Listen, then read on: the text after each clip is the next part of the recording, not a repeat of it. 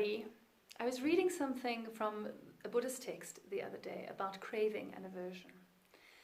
And the Buddhists speak about craving of the mind as a craving for satisfaction, for good feeling, and an aversion of the mind towards pain and towards discomfort and unhappiness. And I think that this is something that we all recognize, is that we very commonly have an aversion to feeling pain, feeling discomfort, feeling unhappiness. And so we do a lot of things to go out of our way to avoid that experience. We try to control the world so that we only get what we want, so that we can feel happy. We try to avoid experiences where we will have discomfort, where we'll have pain, where we'll have unhappiness. We try to make our world smaller sometimes so that we don't have to experience situations that take us out of our comfort zone. And this craving and aversion is something that in the Buddhist philosophy they talk about a lot, but it's also something that we talk about a lot in the principles, which is really the same thing in a lot of ways, to that philosophy, to the new science of the mind that people are talking about, to positive psychology as people are talking about it now. And so what we talk about in the principles and they talk about in that philosophy is that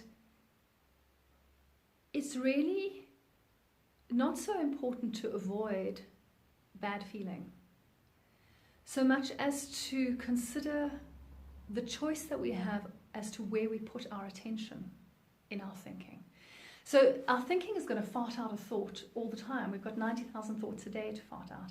And they're pretty much the same as the thoughts we farted out yesterday. So if you're in the habit of farting out thoughts that are distressing or unhappy or cause angst or anxiety or pain or discomfort, then you're going to fart that thought out today. There's no doubt about it.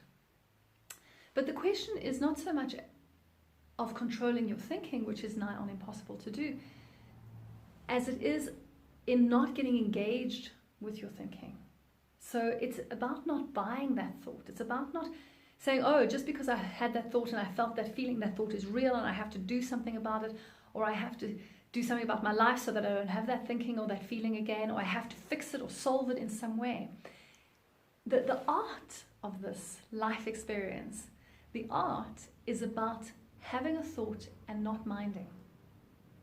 So the thought comes up, the feeling comes with it, and we know what that is. We know that's just a thought and some emotional chemical feeling that came with it.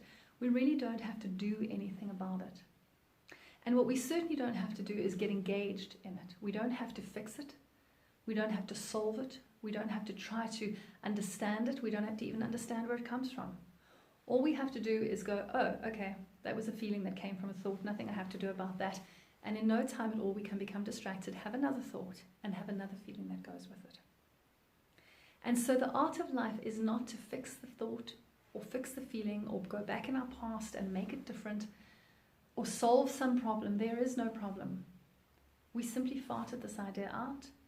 In due course, it'll pass, and something else will come along, as long as we don't start interrogating or trying to make it different. And so there's some thoughts that come to us that are so wise and so intelligent. And we know that. We know when those thoughts are almost a download from the Almighty Himself. And there's some thoughts that come to us that are so hurtful and so painful, and we know that those thoughts are nothing that we have to worry about. And it's really just a question of knowing which thoughts to trust and knowing which thoughts not to trust and letting them go. Good luck with that. Easy, but not necessarily simple. Wait, no. Simple, simple but not necessarily easy.